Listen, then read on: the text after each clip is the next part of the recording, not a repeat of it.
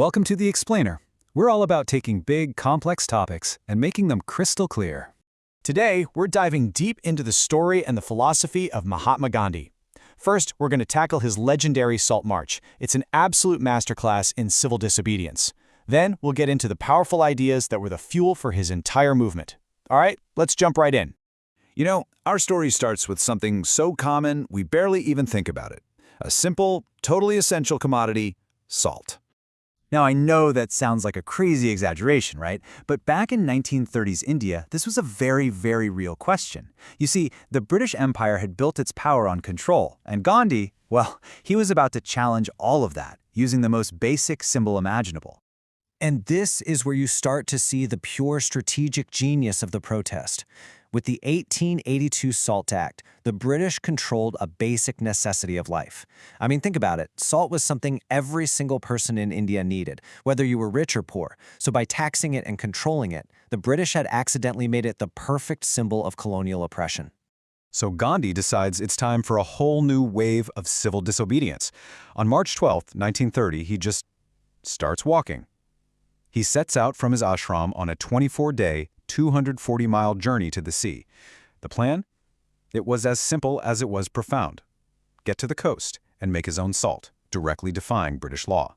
And when he finally reached that little village of Dandi and scooped up a lump of salty mud, he made this incredible declaration. He knew this wasn't just symbolic. No way. This was a direct shot at imperial authority. And you know what? He was absolutely right.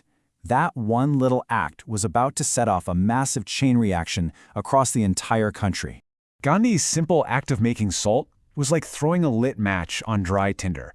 It just ignited this fire of defiance that spread like wildfire across the whole subcontinent. This Salt Satyagraha, as it came to be known, just exploded into this huge national movement. I mean, just look at this wave of defiance. In Bengal, you had volunteers marching. In Bombay, protesters were making salt right there at Haji Ali Point. Down in Tamil Nadu, a whole other march was being led by C. Rajagopalachari. Suddenly, it wasn't even just about salt anymore. It grew to include things like not paying taxes and protesting unfair forest laws.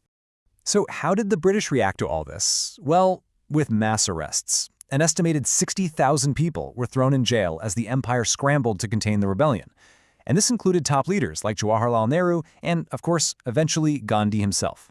But the thing is, the sheer scale of the disruption and all the international attention it was getting, it forced the British government to come to the negotiating table. This led to the Gandhi-Irwin Pact in 1931. And this was just a monumental victory. Think about it. A completely nonviolent protest had forced the most powerful empire in the world to negotiate on equal terms. So, what was the engine behind this incredible event? The intellectual and spiritual horsepower? To really get the Salt March, you have to understand the man and the deep philosophical principles that guided his every single move. I mean, when someone like Albert Einstein said something like that about you, it's a pretty big deal. He saw that Gandhi's influence was just profound, almost unbelievable. He wasn't your typical political leader. He was a philosopher in action, and he was driven by this powerful set of core ideas. So let's break it down. Let's look at the 5 core concepts that really made up his powerful worldview. These are the ideas that fueled the marchers and ended up changing the course of history. Okay, first up is Satyagraha. You can translate it as truth force or soul force.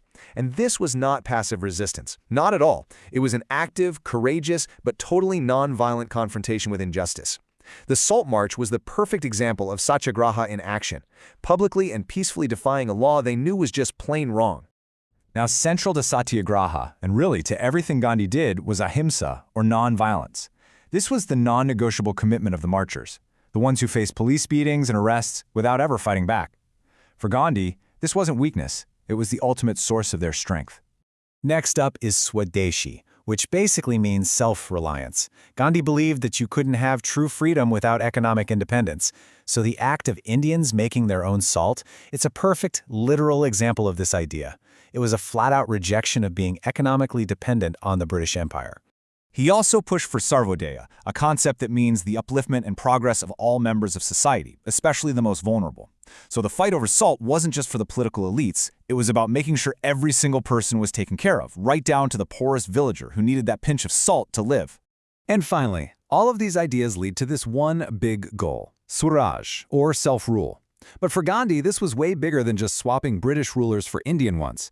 It meant real freedom, the ability for you as an individual to live without fear and for whole villages to become self-reliant, self-governing communities.